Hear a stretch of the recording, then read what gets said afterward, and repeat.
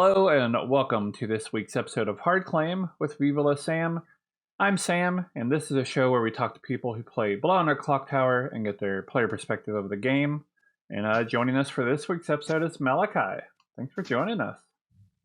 Thank you for having me. Yeah. All right. Well, we do have a script loaded in. So this script is called 3-Minute Idiot by yourself. Yeah. We have passed out some character tokens. And so you pulled the High Priestess token. And then I guess on night one, I would show you, we'll say seat 3.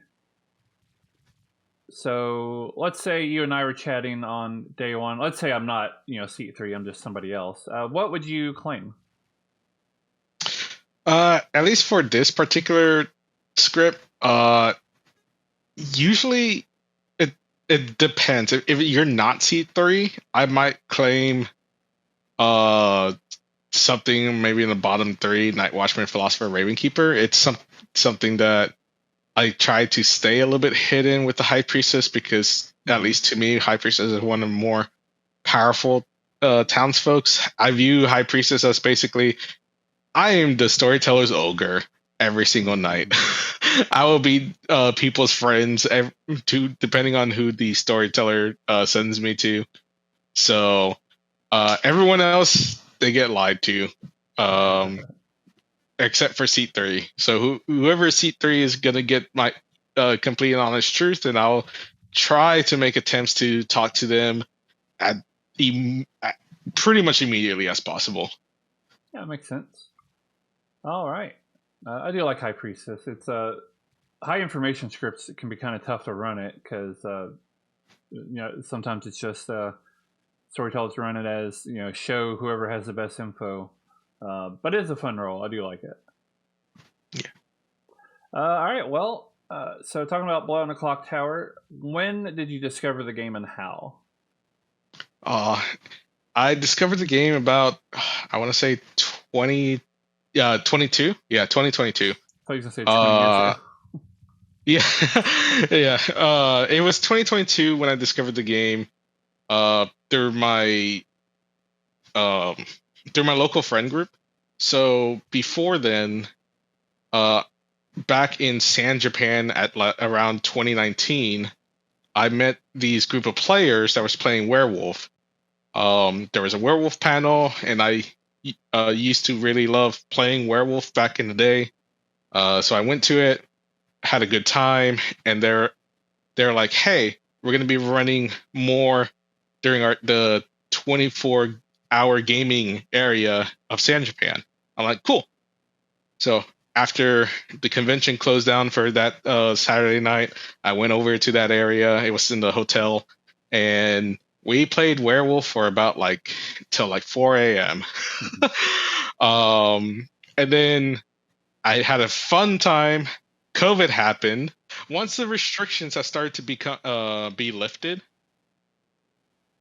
I was asked by one of my other furry friends, local to San Antonio, "Hey, we're gonna be playing Werewolf." I'm like, "Okay, cool. Where at?" "Oh, this local game shop." I'm like, "All right, cool." I go to it, and lo and behold, the people running the Werewolf game was the same people running the Japan games. I'm like, "I remember y'all." And then I became friends with them pretty fast. And a year later, so this is now about 2022, one day, as we were playing Werewolf every single week, out comes the Grimoire. And they're super excited. Phoenix, she's the one that basically taught me advanced level playing of Werewolf, had purchased the Kickstarter edition and said, "Hey, we have a new game. We want everyone to try it." And I'm like, "Sure." So we played a game of TB, and I remember being super confused about everything. But it was fun. It was interesting. Not being fully eliminated was, I think, what drew me in. And then I know on the second game, that's when I got hooked. Um, I don't exactly remember what role I was or anything, but I just remember wanting to keep playing the game. And so for a time, we kept playing both Werewolf and Clocktower, and we slowly converted everyone into playing Clocktower, and we just basically replaced Clocktower. So yeah, back in 2022, that was the start of it. Yeah, my origins come from playing in the Dice Tower Werewolf group, and that's kind of how, kind of similar thing, kind of splintered off playing Blow on the Clock Tower. Um, and then a lot of people just kind of slowly just played more and more Clock Tower. A lot of people still stayed and played Werewolf. They always, unfortunately, resented that they lost a bunch of people to Clock Tower. But yeah, I think for me, once I started playing Clock Tower, it was tough to go back to Werewolf. Um, Mm-hmm. for me anyway. Uh, but yeah. So have you basically kept playing weekly ever since then? Uh, Basically, so at least in the San Antonio group, uh, a little bit of a group drama got involved, and the group kind of splintered off, which makes me sad. But I Mm-hmm. still have very lifelong friends with them, and we still nowadays we only play at like conventions or at other special occasions, especially since I've moved to Indiana. Really hard to keep up with playing on or in person, but we occasionally do play online. But ever since I discovered the unofficial Discord, I played a lot on there. And then and when they announced the official app, I was basically signed up on the Patreon day one, and I've been Same. playing ever since. And I kind of want to say I play at least once a day since 2023. Yeah, I also my online group used to play through Zoom, and which worked, but it was clunky. Yeah. So I jumped on that online app immediately. So when did you first play online versus in person? I definitely played in person beforehand. So Mm-hmm. online, I want to say it was either at the tail end of 2022 or the beginning of 2023. I think it was closer to the tail end of 2022. Um, I remember playing a few games on the unofficial, hosted a few games, and yeah, that was 2023 because I remember now that, especially when I think when the Patreon or the premium app dropped and I started playing more and more and even storytelling more and more, I remember one game where Ben Burns decided to join the game that I story told, and I showed him a feature of the app which I don't think can even be possible anymore. I think it was more of a bug than a feature. um, where I remember this. I had an amnesiac on the script, and the amnesiac's ability was like each night choose a player. If they are evil, your vote is negative tomorrow. And I remember writing that down. I didn't have a way of really representing that, and so I quickly uh, opened up the JSON or the script on the script building website and added in the which traveler is that one again? The thief. The thief, I yeah. Yep. I immediately added the thief in, and I reloaded it into the game, and at least back then, nothing changed. Mm-hmm.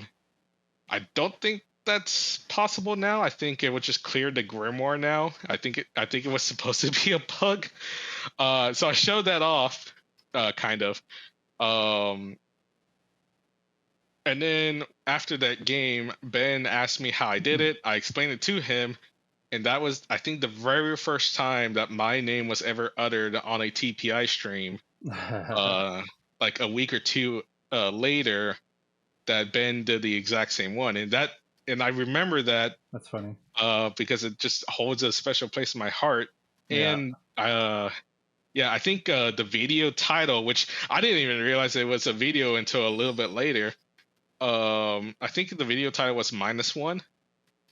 And yeah, that's the very first time that my name was ever mentioned on stream. And now I'm part of the streaming team. Yeah. And I played with you, kind of a number of times on there, and I don't know, it's always fun. I think obviously there's just a lot of good people on there. Yeah. And I think that's in thinking about the differences between playing in person and online. Of course, I like playing online better. I mean, in person better, but online, obviously, you also have just a lot of access to more people, and I can play Clocktower at least once a week online. In person, it's like once a month, unfortunately. Yeah. Yeah. All right. So let's say you're sitting down for a game. You're about to draw out a token.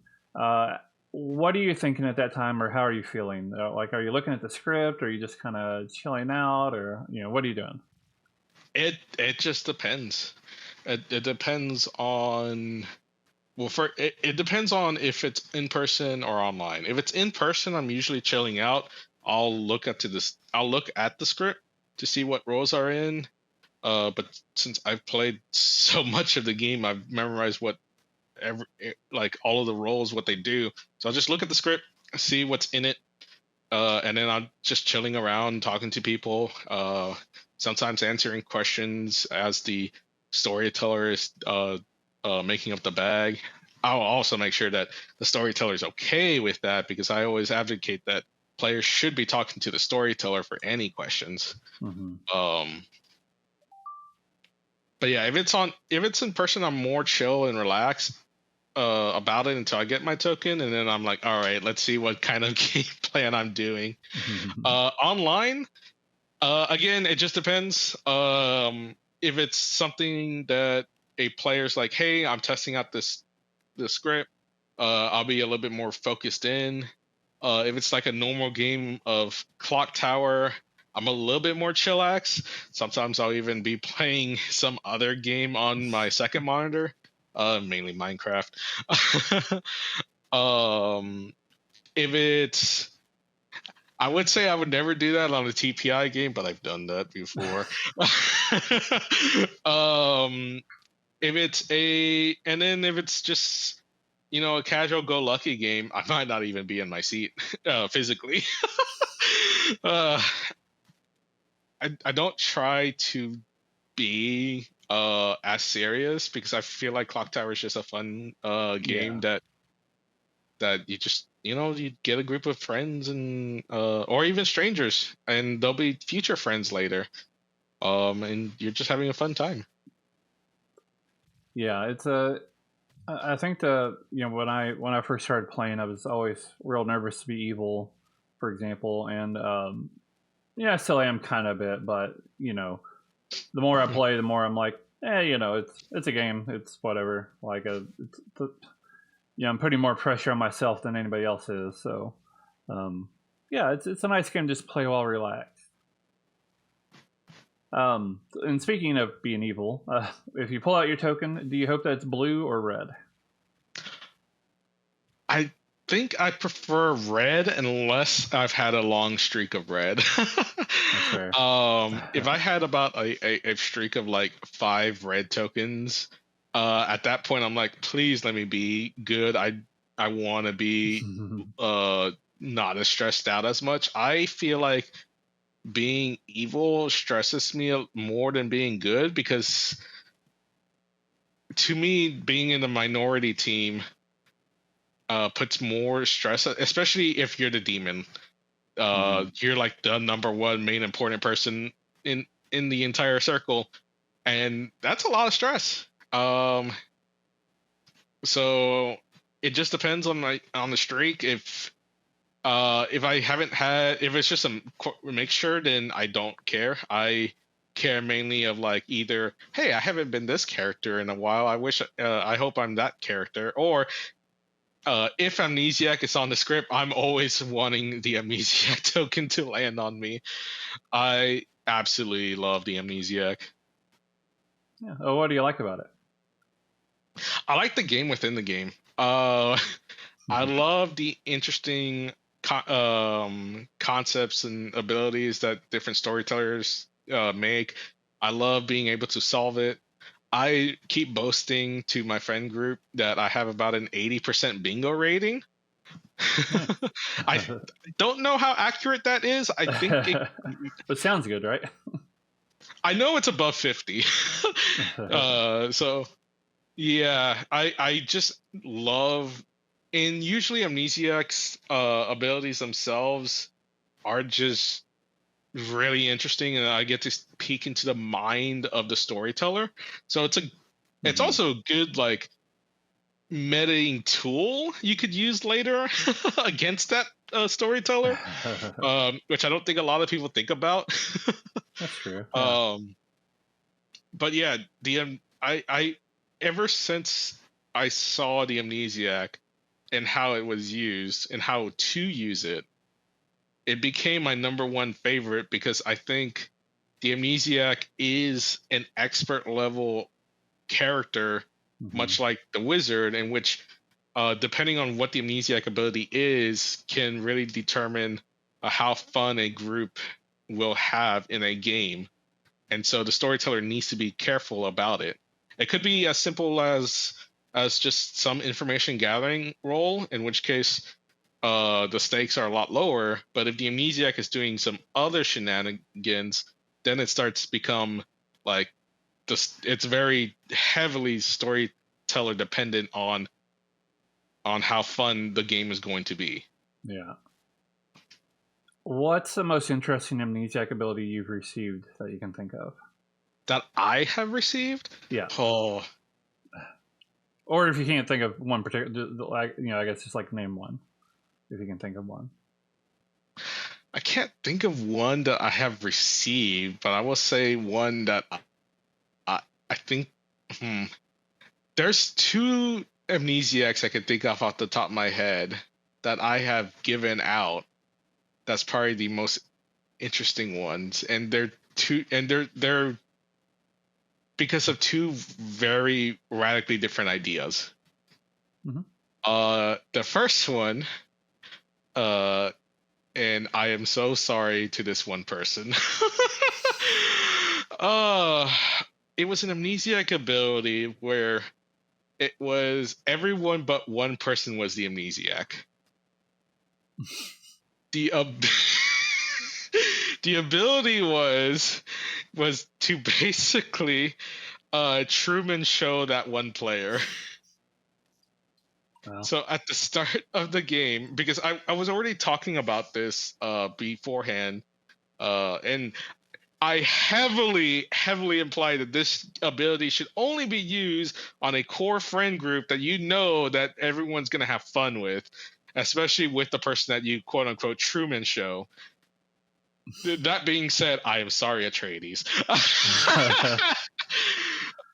Yeah, I've been talking to this with a couple of people, especially friends of ours, that I wanted to do this ability, basically the Atreides show. So I remember when I finally got to ST for Atreides, I passed out all the tokens. Atreides received the Legion token, while everyone else had the amnesiac, and I just needed to make sure. And I wrote to everyone using the night cards real fast. It's like, hey, this is happening. Are you in or not? And if anyone said no, then I would have just called just re-rack, and that would have been to the end of it. So technically the ability is that everyone wins if everyone makes it believe that Atreides won. Wow. And so it was basically an atheist game at that point. It's almost like a reverse atheist, almost. Yeah. And in that game, I had to give a different amnesiac ability to explain away some of the BS stuff. And I just copied from Patters because Patters recently did an amnesiac ability. Well, I say recently, that was way back when, where the amnesiac was in a Legion game, and it was one Legion member would choose a number, or like an X number. X number of Legion players would gain like helpful, useful bluffs, but the amnesiac themselves, as each night up till X nights, they learn a player. That player is a Legion member. So and the Atreides chose 0. So I was like, all right, no one gets bluffs. Doesn't matter because everyone is in on this grand plan. Right. So that was the Atreides show amnesiac ability. That's like the other one. It's like a one-time use kind of thing almost. Oh yeah, I fear to this day that I'm gonna that Atreides is gonna have their revenge against me. That's hilarious. So whenever I see amnesiac on a script when Atreides is running, is when I'm very wary about it. Yeah. So far it hasn't, but I don't know. One day. Maybe this podcast will remind them about it. But the other amnesiac ability, a little bit more simpler. My roommate, my brother, my furry brother. Anyway, my brother gave me the ability, even though he absolutely hates Clocktower and all social deception games. He just doesn't like it. That's a valid opinion. I think he's a little crazy for it. But in any case, he gave me this ability, and so I ran with it. And it's amnesiac ability. If you were to die at night once, you may choose a player. If so, they die instead. Bracket +2 amnesiacs with the same ability.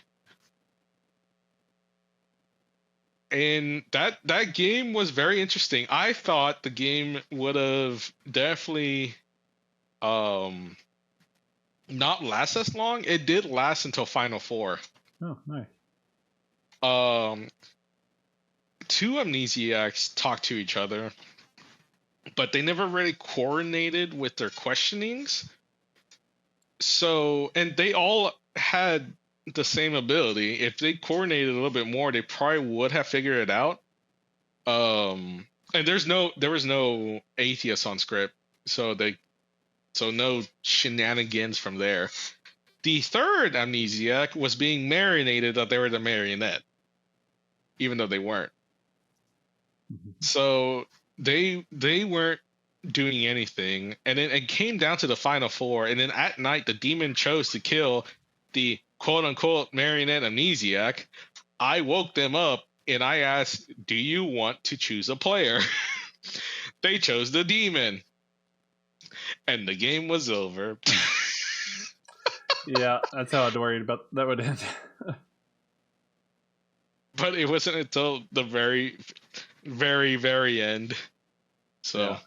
I think Good Team would have still won anyways, but just having the game end, usually having a game end at night is usually always a funny time. That's true. Of course, that is why they made some of the changes to for example, Alchemist, hopefully help prevent that kind of thing. All right. So besides Amnesiac, what other kind of characters do you like to play? Do you prefer like information characters or kind of more passive characters, etc.?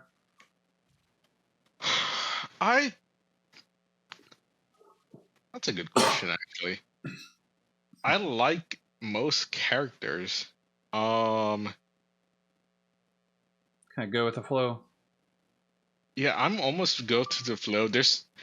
It's mainly the outsiders that I try to tend to stray away from, even though not all outsiders are bad. Especially like the hiding, like I need to hide away.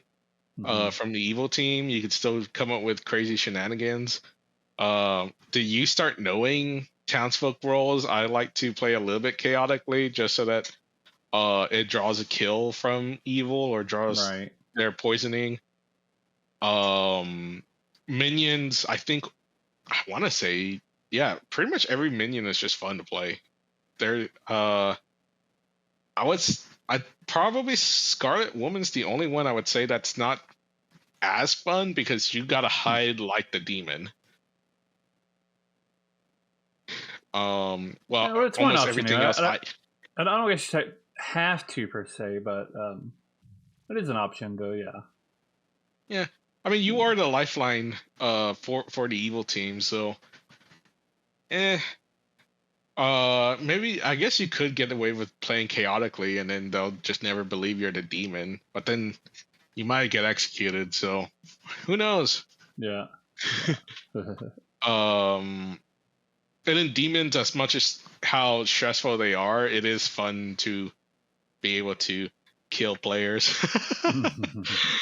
So, I think in terms of the game, I do tend to side with information roles a little bit more.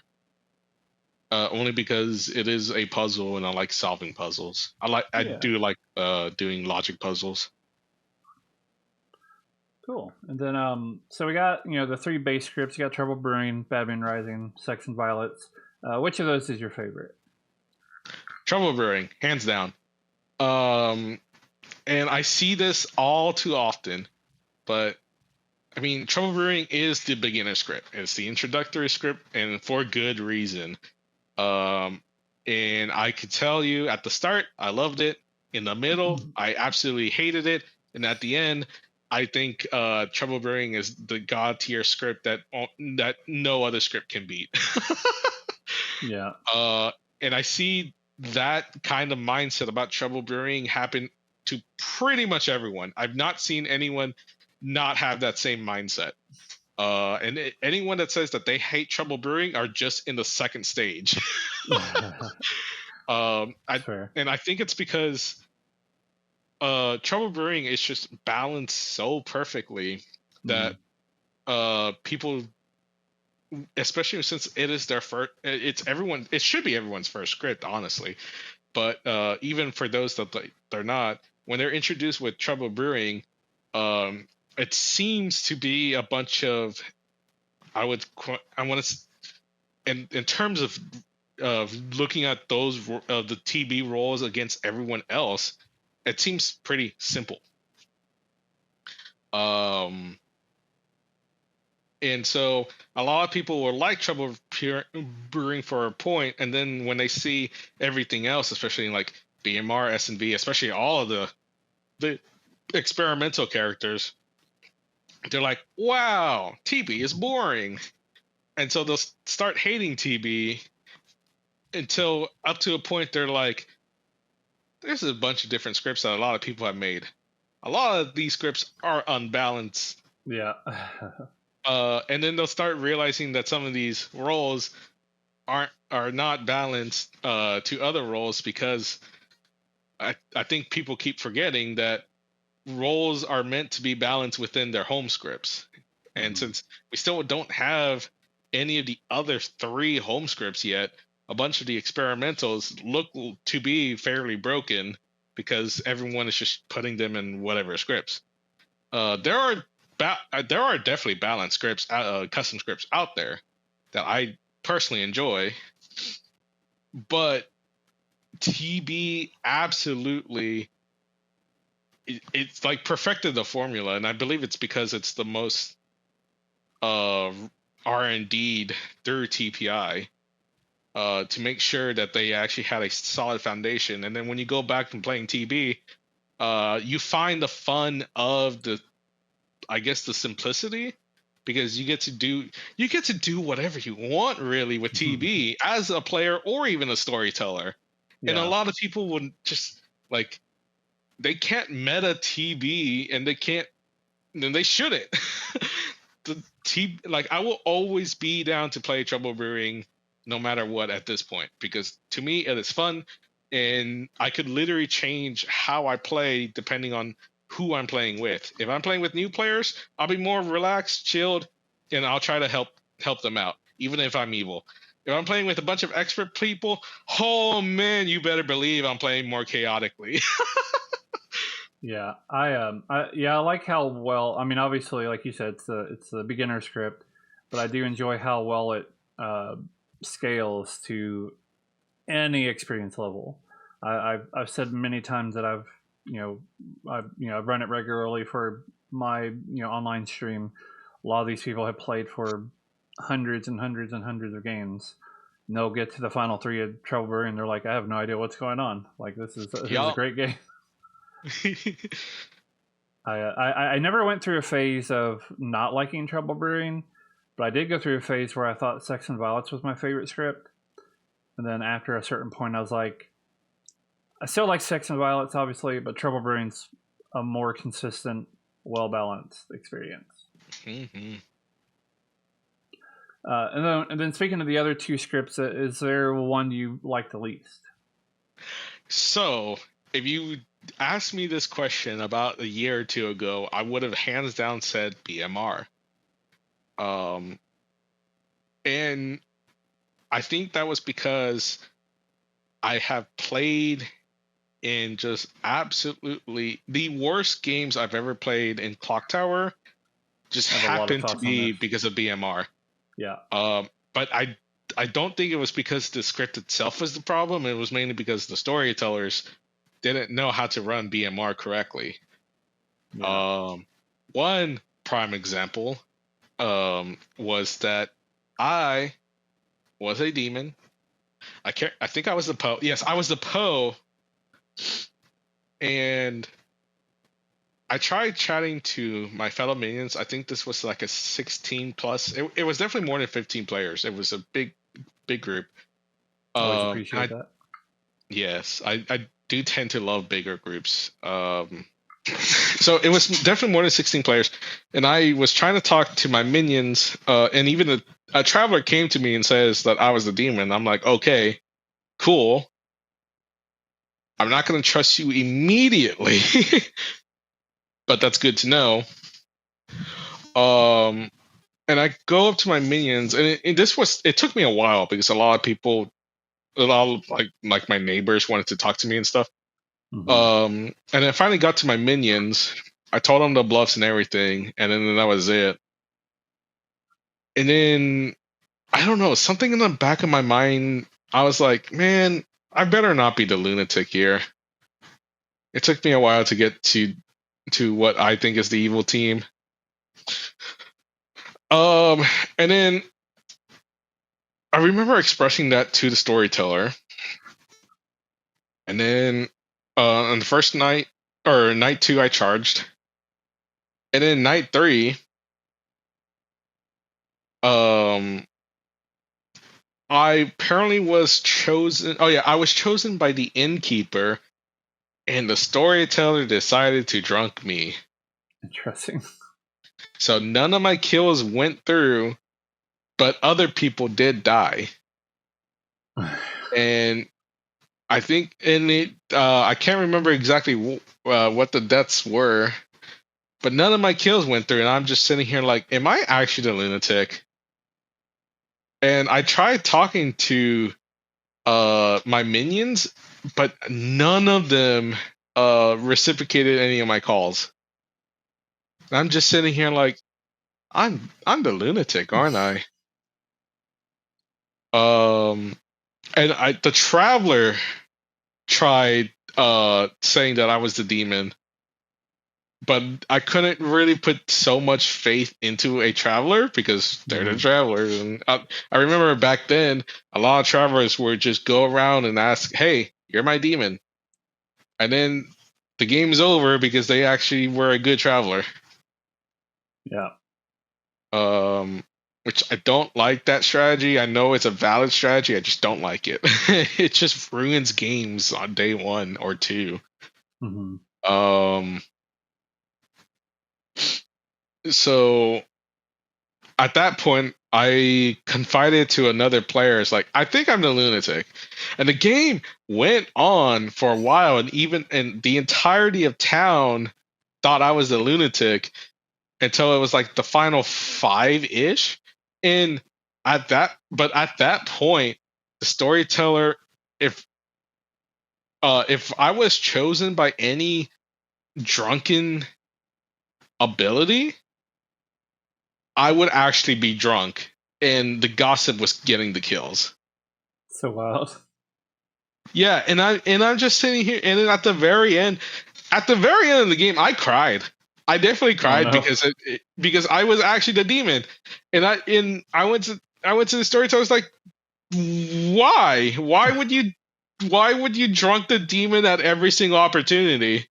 And they didn't give me a good answer, and I'm just like, this is the worst game I've ever done. No, no. I had no agency. Yeah, yeah, so I've spoken a lot before about BMR, and I think a lot of people maybe don't have quite a story quite like that, but you know how I think a lot of people who have been around for a very long time have started to come around to BMR more, and I think it's precisely because that because back in 2020, 2021, 2022, even so many people were running 3 hour games of 12 player games, 3 hour games of BMR, or they Yeah. kept drunking the evil team when it didn't make any sense, etc.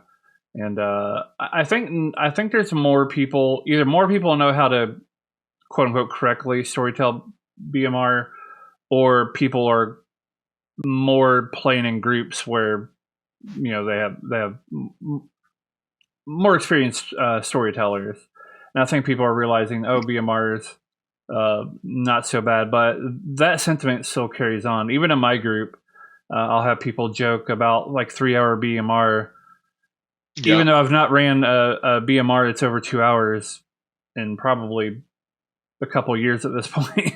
It's just a Oh, sentiment that keeps on carrying on. yeah, I think it's the yeah, no, I had the same similar sentiment. Like I don't hate BMR anymore.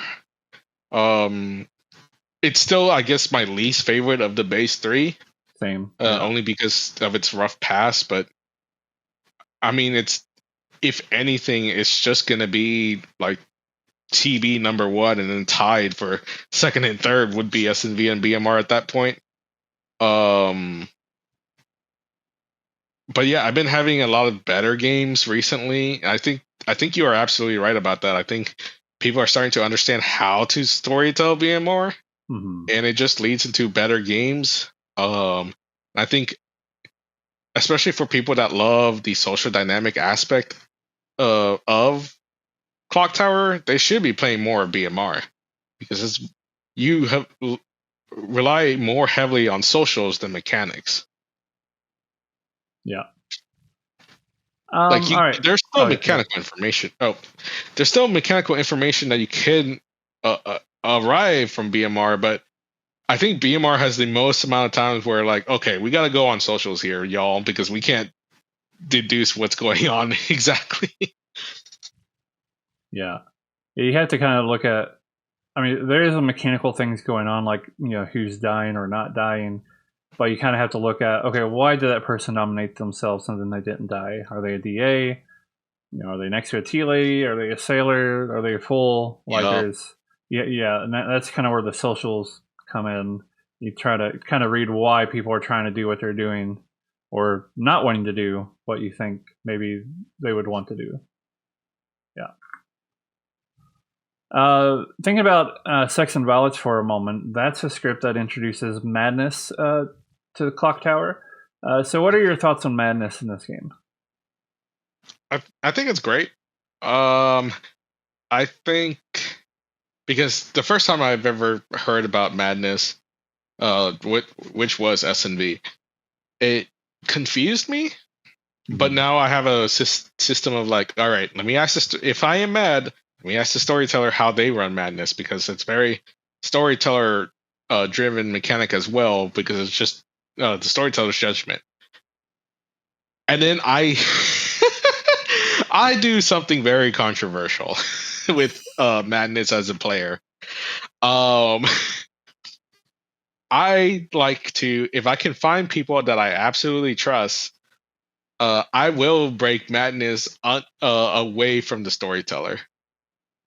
And I guess that's also my litmus test to see hey, did that person rat me out? If so, they're maybe probably evil. um because I think it's just another dynamic of the game. Like, Yeah, it hey, is. we can use cell phones in the game. Why can't we just break Madness away from the storyteller? Yeah, you're definitely right that it's a controversial thing. We've talked about it on the show before, and not everybody on the show has even agreed with it. Oh yeah. But Madness is the rulebook's pretty clear that you can comply with Madness or not as you see fit. Even on the wiki, it's listed as a potential strategy. I don't think it's the most fun strategy per se, in the sense that I think it's more fun to try to go along with it. But I would never, I don't know. I never tell somebody, "Oh, you shouldn't do that." It's a valid strategy. It's also like not. It's often not as sneaky as you think it is, or for some people thinks it is anyway. Some people say it's broken. I'm like, I've never seen that break a game. So, because if you're breaking it to one person, okay, fine.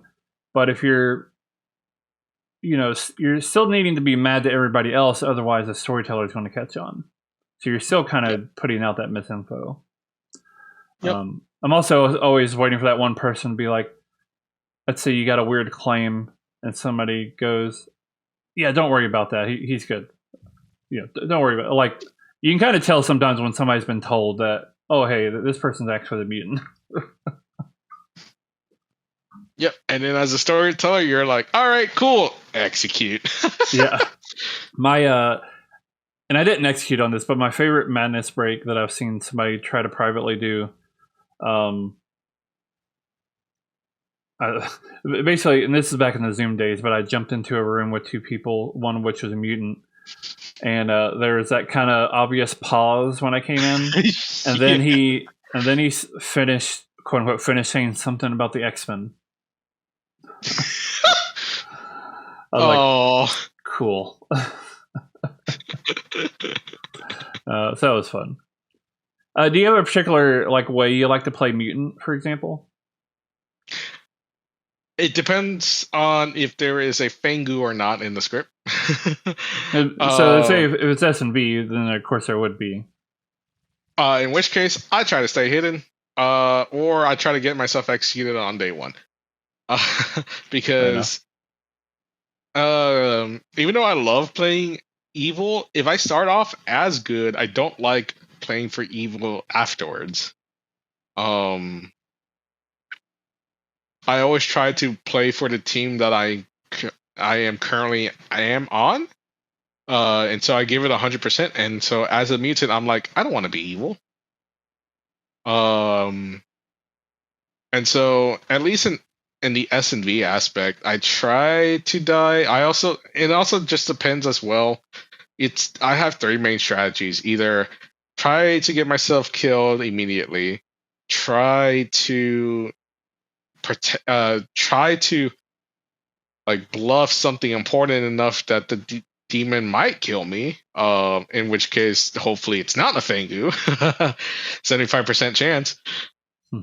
Or I'll just do the Ben Burn strat and antagonize the storyteller to execute me.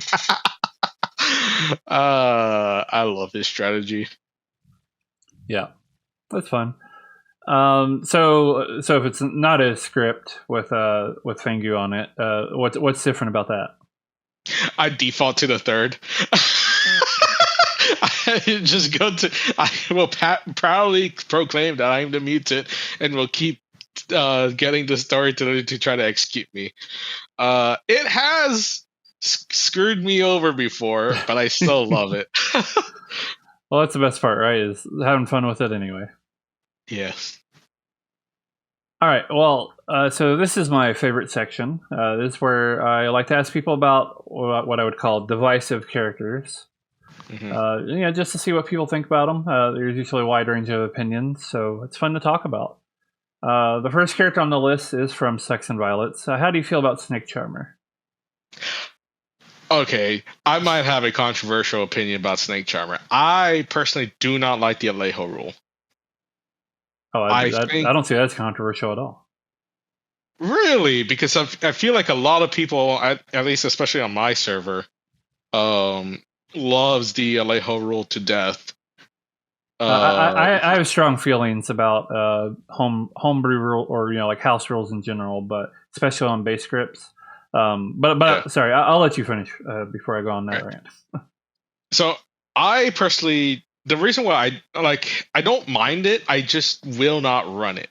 And that is because I believe even if there is a snake charming happening on night one, you could still have a fun game, and it's still very possible to do so. And hey, if you're out at evil at that point, like let's say you are a victim of a night one snake charming, just play out at evil and have fun with it. I don't understand why that should ruin a game for the minion players when you could literally just play out at evil, or you could still try to lie your butts off and still have a good time with it. Uh, and if all else fails, you know, just the game can be over pretty fast, and then you could play another game. Like it feels like to me some people, in a night one snake charming, thinks that this is like the end of the world. Uh, Yeah, and and there's also situations where like the Alejo rule doesn't work, like with Little Monster or Kazali, or I'm trying to think of any, like maybe Lord of Typhon as well. I don't. There's just like there's a reason for the Night Order, and there's a reason for everything. I don't think the Alejo rule for Snake Charming should have been as popular as what the community had made it. to be fair, I guess on some of those scripts, I would assume somebody wouldn't run that role in those scenarios. At least I would hope not. But yeah, and I would also say that I do to an extent get where people are coming from. A lot of people, a lot of groups have unfortunate scenarios where being out at evil basically means being ostracized from the game, which I don't think is how anybody should play. And I think if your group does that, you should address that and fix it. But that is the unfortunate reality for a lot of groups or like public games. So I can at least get the sentiment on why it's popular, I guess.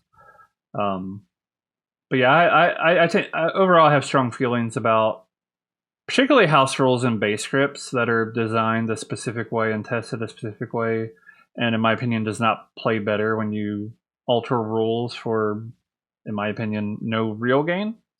But that is my primary thoughts on that. I also have, I won't go too big of a spiel, but I feel very strongly about wanting to run games as consistently as possible. Yeah. I know different storytellers can, to an extent, the game is designed where storytellers can run things how they think is best. Um, but I don't know. I think there's a lot of. I think people just want to run things the way they want to run things. A lot of times without regard as to why they're doing it, other than this is what I want. And I like to run my games in a way where I hope people can go into other groups and reasonably know what to expect, and people can come into my group and reasonably know what to expect. But anyway, that's my little spiel about more generally house rules, but it applies to Alejo rule too. So And then I did had a second opinion about the Snake Charmer as well. go ahead. People playing Snake Charmer shouldn't be playing for evil.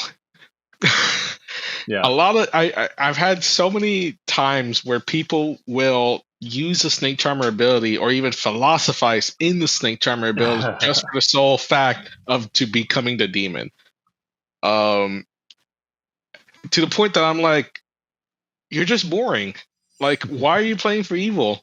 Like the Snake Charmer is supposed to be the glass cannon information role. It is pretty powerful when you think about it. Each night you get to learn if player is not the demon. That's huge, and that's why there's a huge drawback if you accidentally do hit the demon. But that's what's supposed to have been an accident, not the main goal. Yeah. You don't want to get bitten by a snake. Exactly. So people that play snake charmers just to become the demon, you're boring. Sorry. To be fair, I guess I wouldn't call them boring, but yeah, you know, like I don't know, I guess I don't know. Some people just want to be the demon, but I'm like, yeah, it's not a. I am very far away from the person who says you should try to play the game optimally, but that play does seem to me like trying to hinder yourself and your eventual evil team, like on purpose. I don't know. It's kind of weird, but yeah, you know, I'll maintain that other people can play how they'd like. So you know, it is what it is. Yeah, I mean, yeah, they can still play however they like. I'm just gonna judge them. I do have players, and you know, again, I let you know, I don't you know tell them that they should play differently, but I do have players. I have two players in particular I can think of. So they're a snake charmer. They fix themselves all the time, every time. And that's it. But also, if they're claiming snake charmer to people, everybody knows that they're legit and that they're not going to become the demon. Which I don't know how much I enjoy that, because I mean, I guess it's a meta. It's not very exciting. I hope at some point they'll branch out and actually like change that, so that way that when they become the demon, everyone trusts them, and then it's the big reveal at the very end that they're actually the demon all along. It would I would love that. That to me would be like the aha reveal thing. Yeah. That's funny and that's great, and I like that. I mean, if you want to keep doing the same thing over and over again, and that's how you find your how you find enjoyment in the game, go right ahead. That one of these players, this is getting off to an aside, but I still think it's funny. They also notoriously will never vote on any cults for a cult leader, like ever. So it was hilarious the one time that she drew the cult leader token, and she was so opposed to voting for cults that she forgot to vote for her own cult the first time. Oh, did she get like everyone else to vote? I can't remember if she was the only one not to vote on that one. I think she might have been the only good player not to vote then. I could be wrong. Although I will say, I'm pretty sure that game actually did end up with her winning as a cult leader, which was the best irony considering how much she never wants to. Yeah, Nina said it did. Yeah. She never wants to vote on cults, but she won because everybody voted on her cult. Always try to hold that over, and you know, in a teasing way. Yeah. All right, let's go down the list here. So next character to talk about. How do you feel about politician? So I have mixed feelings with the politician. That's why it's on the divisive list. Yeah, that's true. I bet you if you ask me this question next week, my answer is going to be different. If I've had a politician game since, maybe even without it. I think I get the politician. Like, I get the ability. I get why people tend to play for evil with it, because it really is encouraging that outsider to play for evil and try to win. How I view politician is that it can be a lifeline. I remember winning a game as an evil or like at the end evil turned politician, even when I outed to everybody that I was the politician at the start of the game. People either tend to forget, or I became really chaotic, and at the final like day moment, I was able to somehow manipulate the votes to execute somebody else instead of the demon, and I won because of it. So to me, I think the politician should just be played like a. You just need to gauge how the game is going and see Hmm. which team you want is winning, and just go on that team. How you play it is totally up to you. If you want to like just pretend to be somebody at the very start, or you just want to be outed like me, um, and you have your ability till the end, so you could go nuts with it. Uh, I I will state that you should play for the team that you are on, and politicians do start off as good. So if the good team is winning, then let them win. Don't try to interfere with that. Why are you trying to interfere with that? You're on the winning team already. Um if you're thinking your lifeline is gonna be thrown away because you weren't uh evil enough, I don't know. I think there are more ways that people I think there are more ways, and I think storytellers are often even as lenient um with politicians than the players playing politicians think that they are. Um, so I guess yeah, as politician, like the ability, I'm like 50-50 on. Yeah, that's fair. All right, next character here. How do you feel about Poppy Grower? I love it. Uh, I think it is the most broken role in the entirety of the game because it literally takes away the number one thing of all social deception games which is that the minority team knows each other. Poppy Grower uh, making that information up hidden is extremely powerful. Hmm. Um, so yeah, no, Poppy Grower is just broken. You just need to script writers out there just need to make sure that if they're putting Poppy Grower on the script, that they're balancing around it. It's one of the roles I think that needs to be Yeah. balanced around, like lycanthrope, psychopath. I think those are uh, wizard now. Those are the roles that script like. I'm not saying don't ever put them on scripts. I'm just saying just be careful when you do and just create better scripts. Yeah, always makes sense. Next character here, and really the building the script around specific characters is true for a lot of these. Including the next one. How do you feel about Heretic? So personally, I love the Heretic.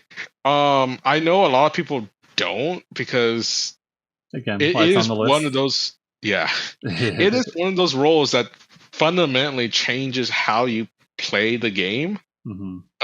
Even its existence on the script, like atheist or wizard or amnesiac, uh, immediately changes how you think about the game. And um, I think it gets a lot of heat for no reason because it's like any other uh instant win slash loss ability. It's there. I like having the heretic token because I like playing. I If I pull the heretic token, I see myself as one of the most powerful townsfolk in the script, and I need to figure out who I can trust with the information that I am the heretic. Yeah. Um, so I personally believe heretic is getting a lot more hate than it like should have. And I think storytellers should try running heretic a little bit more.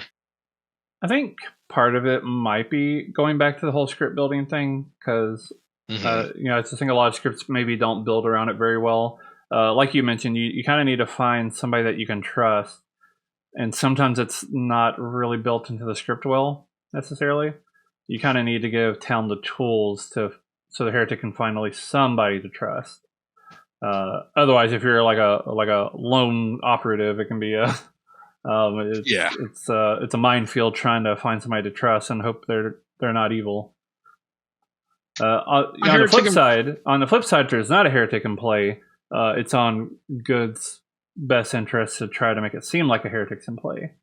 Yeah. So that kind of meta can play into the heretic's favor too, if there actually is a heretic in play. Or create another heretic through Right. other means. One of my group's favorite script is Manny's Outed Evil script. It's a very silly script. I don't recommend taking it super seriously because there's a lot of interactions that would otherwise be kind of broken, but it just works on it. But we had, that script has a cannibal and a heretic, and I think a philosopher as well. Yeah. If I remember correctly. And we were very close to having a triple heretic ability in that game. I think the philosopher decided to go with something else, but the philosopher was strongly considering going to heretic, and that game was actually won by the good team because an alchemist goblin was executed, and there was a heretic in the game who had been executed the previous day, so there was also a cannibal heretic, so it resulted in a good one. Yeah, that's cool. I recently made a script that actually needs the heretic to balance it out, which is, I think, funny. It's called All the Outsiders because it has 2 demons, 4 minions, and what is that, 18 outsiders. Amazing. And having heretic in it literally is the reason why it works. And it's also a true testament of storytellers like handling of how to balance the game. Yeah. One of my favorite memes from the unofficial Discord is somebody had posted like a snippet of a script, and it has like psychopath and a few like super strong good characters, and it's like, how do I balance the script? And then it's a next screenshot of like, oh, I've balanced it, and it has a heretic to it. So it's got heretics, so now it's balanced. Love it. All right, next character here. How do you feel about Atheist? I like it. I like I said, there's almost any role I like, unless you start talking about some of the outsiders. We'll get there. Yeah. I can't wait. But yeah, no, I like atheists. It depends on. I mean, I like all these roles. It depends on the script and how balanced it is. Atheist plus legions kind of got a little bit boring for me because that's usually the default it seems that people want to do. Because it's really easy for evil team to win when there's atheist plus legion on the script, because at that point you just either bluff the atheist. I mean, yeah, somebody on the evil team just bluffs the atheist and just keeps going after the storyteller. And usually that just wins for evil. But it's just very dependent on the storyteller and how they can balance an atheist game. And I've seen on both sides of really bad atheist games and really good atheist games. So it's just very storyteller dependent. There are some storytellers I will never play with when there's an atheist on the script, and there's also some storytellers like I cannot wait for an atheist to be on the script because I love them with their I can trust that storyteller to run a good atheist game even if the atheist is not in play. Yeah, I think a lot of people have like almost like a whitelist where like I will only ever play an atheist game if it's like this specific storyteller. Like that's the only way they'll ever play. Yeah, which makes sense. So yeah, I think that's the majority of atheists is literally just who's running it. And it's not like I'll never play with, like, I don't have a blacklist of storytellers. It's just that when I see atheists on the script, I'm going to be very cautious and try to try to help them out afterwards or beforehand, but like I know, like I brace myself for a bad time and hope for the best with some There you go. storytellers. All right. One last character for this section. How do you feel about Legion? I like it. I think I don't know why people don't like Legion. I think it's another demon that changes the game in a dramatic way. Um, but it's not terrible. I think the bad Legion games I've either seen slash experienced is when they don't talk to each other. Like they'll Oh talk yeah. to each other on the first day, and then that's pretty much it. And then people start doing their own stuff for like you. That it is literally a coordination, or you Legion team needs to coordinate a lot more in order to have a successful game. Um, and also like most of the time, um, Legion games will go to the final three anyways. So I'm not sure why. I don't know. I I guess I see why people don't like it because one, um, you don't have control of the kills. So sometimes the storytellers can make a mistake, and I think that's the biggest thing is like storyteller or storytellers can't hear it all. They can't see what Legion is planning everything. So when the Mhm. storyteller accidentally kills somebody that Legion doesn't want to die, a lot of people think that well that ruins the entire game because they accidentally killed this one person. It's like no, you just roll with it, roll with the punches, and like readapt. I think the readapt, yeah, the changing of the plan is what a lot of players I've seen that hate Legion don't understand. Makes sense. Yeah. I know for a lot of people, they just either as evil as Legion, they just don't like the lack of agency. I always think of it myself as more of a theatrical character. You know, you're Yeah, kind of putting on a show. Some people like that, some people don't. That's understandable. And I know for good players, they just kind of don't like being on the good team, but then finding out that they were a minority, which I guess is fair too. How much Legion have you played in person? twice, three times. Mostly, I I asked think because I have. I've heard, I think mainly from Ben Burns, that uh, Legion's a character that plays okay online, but better in person. And I was curious if you had any thoughts about that.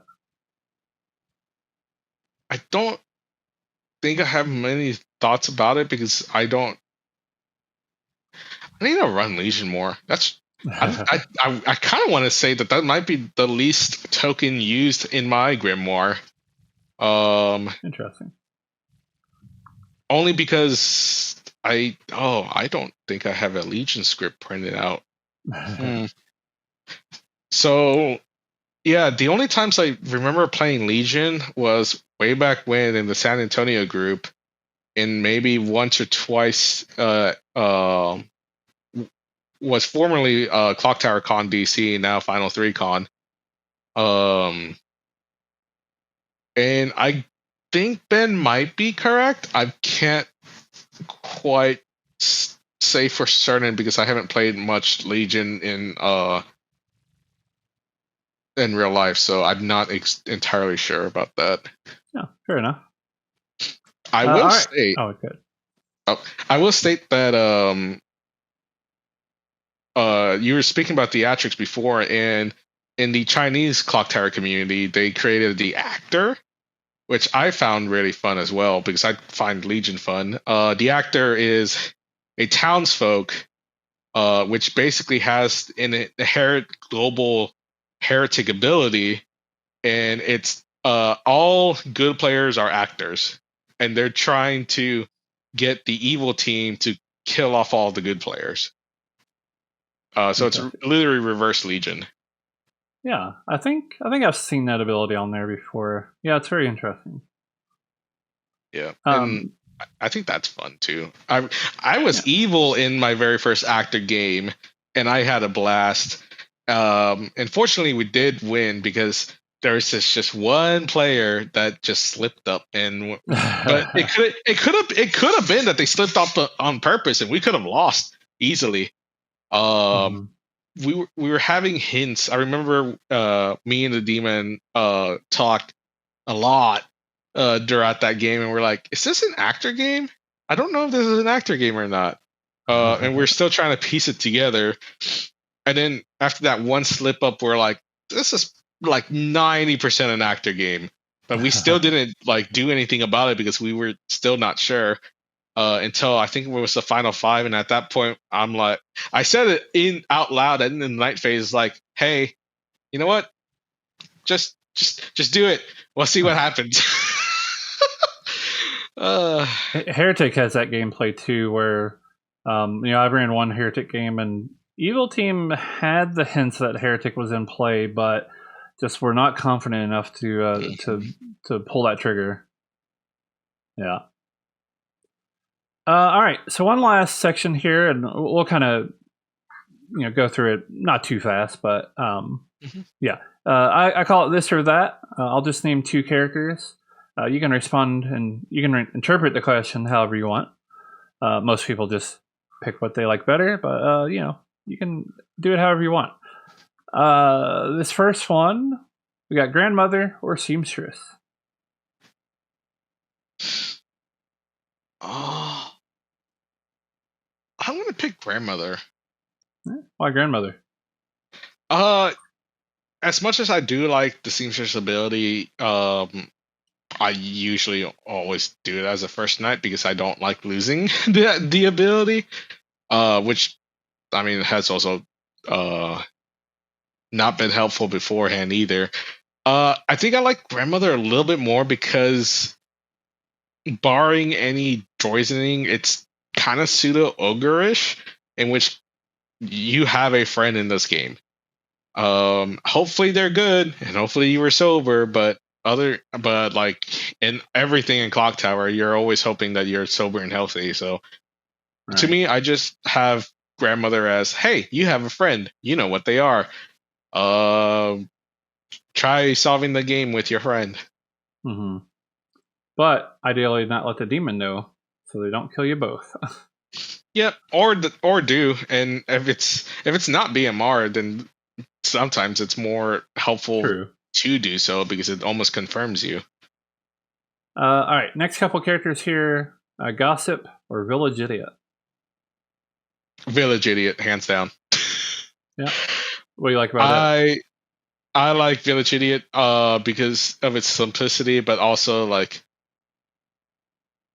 I think I like it just because each like I guess I yeah no I like it because it's simple. I think it's also the first character, the only character. No, hold on, the first good character to have multiple tokens about them. It has a bunch Um, of fun interactions. yeah. Is there a Well, different good character? a farmer type. I mean, technically, but they're not all in play Oh, at the same time, at least. But yeah, or that's at the true. start of the game. But anyway, that's my head being like, well, actually. Well, actually, the You're farmer right. is the first character token. Okay, well, Yeah, yeah. that's how my head is.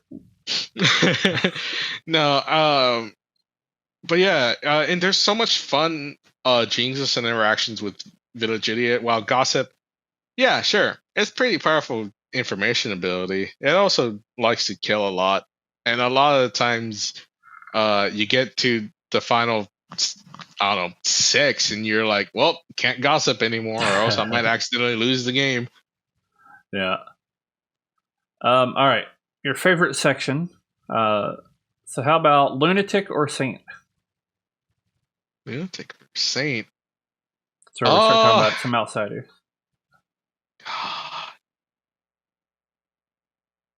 even though even though I had that horrible time with the Lunatic, I would still say Lunatic over the Saint. I would pick Lunatic, and that's because if you can find out that you're the Lunatic, you could have fun messing with the evil team, and Mhm. it can become an information role. if you're still alive and you start picking people, if that person doesn't die suddenly, then you can try to deduce information from it. The Saint, well, the Saint's almost like a guaranteed final three. And you just kind of try to convince the town that you're actually the Saint and not just a demon bluff. I do think sometimes there's a good alternative to just trying to get as trusted as possible so that the demon needs to kill you at night. That is something that can happen sometimes, but yeah, but I get what you're saying. All right, next couple of characters here. How about mutant or goon? I'm gonna say mutant. I'm gonna say mutant over goon, and that's because I feel like I have control over my fate as a mutant, while in the goon, I'm just like, all right, am I good? Cool, I'm still playing for good. Am I evil? Cool, I'm playing for evil now, and I don't know what to do much. Yeah. So like you're not control over your fate at all, and you could accidentally just be evil for the rest of the game or good for the rest of the game. At least in the mutant aspect, you're free to follow madness or not. Yeah, that's fair. All right, how about boom dandy or pit hag? Pit hag, 100% pit hag. I'm sorry for all the boom dandy lovers out there, but being the pit hag, I love it because I get to mess with things or even have fun and chaotic stuff by I almost had every single demon at once in a S&V game. Almost had it. I died before I could get the fourth one in. But Gotta I had collect them 3 all. living demons. Wow. um but yeah, Pit Hag is just it's just so fun. Because like there's a few aspects of Pit Hag. Like one of the things is that you have to be in an investigative role as a Pit Hag. You have to go find out what's on the Grim and try to gain trust from players so that you're not, wasting a night not doing anything. If you're trying to change good players, or you're also trying to be secretive so that way you could change the demon if you need to, or change a different person or another evil player or yourself to another demon, just in case things are being way too heated for the current demon. So I think I think Pit Hag just has a lot of freedoms to do a lot more things than the Boom Dandy. Though I will state, Boom Dandy, you get to play pretty chaotically.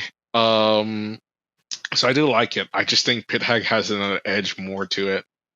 Well, the fun part about that too with the boom dandy is if you play too chaotically, then people just like, oh, well, that's the boom dandy. Which is fine because then the Pit Hag can change the Boom Dandy to the demon. That is true.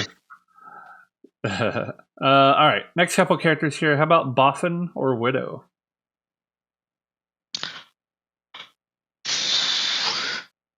That's a good question. I'm usually in the realm that I trust my storytellers to make an interesting game, so I'm gonna choose Boffin. Um, and I might be a little bit biased for it because I I think I created, or at least the funnest Boffin amnesiac ability. Real quickly, I'm telling you, Amnesiac's the best character in my opinion. I gave the Boffin and the Demon the Amnesiac ability, and the Amnesiac ability was, um, each night, good players who were mad about the Amnesiac, not mad as the Amnesiac, just mad about the Amnesiac, turns into an Amnesiac. If all good players are the Amnesiac, evil wins. Um, and I had all of the Amnesiac players' ability is, uh, each day, if you privately use your guess to say your role, basically. Or if you privately tell the storyteller that you are your previous role, you convert back. Which people started figuring out. Both sides of both good and evil started figuring that one out. And it became a really interesting time. And evil almost won it, except for about two players that would once people start figuring out that saying the word amnesiac is turning people into amnesiacs, they stop talking about it. And I'm glad Makes that sense. the demon didn't bluff as the amnesiac either. So it became like the amnesiac wasn't an infection, and it was, I don't know, a lot of people enjoyed it. And so, but yeah, I think Boffin, over Widow, because like it's very interesting to see what the storyteller will do with the Boffin, and it fundamentally changed the game. If you see a Boffin on the script, none of those confirmable roles are confirmed anymore. Right. All right. Next here we have Poe or Imp. Imp. Uh, Imp, because you just have that escape plan, the Star Pass. It's really powerful. I don't think a lot of people understand how powerful the Star Pass is. Yeah. Um, yeah, like you could either use it as an escape tool, and like, sure, people will think you're the demon. Cool. More than likely than not, the demon is now on a more trusted minion, so you're fine. People can build worlds around that. Or you could Star Pass at a interesting time, and now a lot of people will think that you are good when you're in fact the original demon. Right. um so I think Imp has a bigger playbook than the Poe. Makes um sense. so I do like that, you have the opportunity of killing a lot of players, and that's always fun. All right. Last couple characters here. We have Leech or Nodashi. Leech. I like Leech a little bit more, in which, because if you get found out, you get to play chaotic, because they can't kill you. So you're still making kills, and they can't do it. There's just one problem with the Leech, is that if you accidentally choose a you start knowing player, or just somebody that wants to get executed real fast, then whoops. That Yeah. being said, Nodashi Yeah. could also have a similar problem, because of, if people can find out where the poisonings are, they could probably track you down pretty fast, like a Lord of Typhon line. Mm-hmm. Um, there's only one script I can think of that actually balances that out. I don't think you ever heard of this script called Extension Cord. I'm a little Uh, familiar with it. I've heard of it. No, that's that the really was the design goal of that script was, uh, can you make a solo Nodashi, and can you put things on to hide it, even though Nodashi is the only option. Seemed like it turned out okay. I think we've played Extension Cord every week for the past like 2 months now. No, Maybe once or twice per week, because people just love the script, Sam. I mean, I love I'm it too. flattered. Yeah, that's great. Yeah, really, with Nodashi and Leech both, as with a lot of characters, especially demons, requires specific scripts. Mhm. I've had Nodashi games. I've seen. Well, I've won as a good team in Nodashi games because I was an engineer next to a Nodashi who failed to turn the outed psychopath. Like, it's just kind of like, well, now I have to Oof. go for my neighbor. So, or a farmer who doesn't go off, or several things like that. Mhm. And Leech, like you said, with those, like, you start knowing roles, you need, like, a lot of people are under the initial impression that Leech will fit on Bad Moon Rising. It does not. Too many characters who want to be executed, and that's not what you want in a Oh Leech. yeah. there's so many for science testing in Yeah. BMR. There, I don't ever see how Leech could fit in a BMR. Yeah. All right. Well, one final question here. So, looking at this script here, Mhm. which of these characters would you like to be in real life? Like if I had like their occupation slash like what they are, or However you want to interpret it. well, I mean, I can't say amnesiac because I want to. I don't want to, have a medical condition of not being able to remember it in my life. But you'd have a more powerful ability than anybody else. Okay, I mean, if that aspect was still true, then maybe the amnesiac. If we're taking the literal sense, okay. I'm gonna choose Scarlet Woman. All right. Why Scarlet Woman? Because it's the it's my girlfriend's favorite artwork of mine. And yeah, being trans, I think out of all of them, I think Scarlet Woman would benefit me the most. In the literal sense, I would pick Scarlet Woman. In a figurative sense, I probably would choose either Amnesiac or Plague Doctor, because at least if I could get a super cool ability, like, hey, if I forgot things but I was able to just fly, yeah, I'll pick Amnesiac, no problem. Great. Well, all right. So before we go, is there anything you'd like to plug? Yeah, my Twitch on Malakai Silverwolf, and YouTube. I'm gonna be starting to put out content from my Twitch streams on my YouTube relatively soon. I've got an editor now, so They're handy to have. to that. Yes. And I also want to plug Kazi Okami on Twitch because she's my girlfriend, the one that's been behind me this entire time.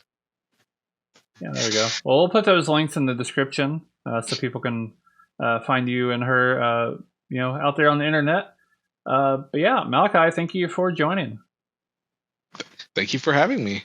Yeah. All right. And thank you all for watching. We'll be back next week with another episode of Hard Claim.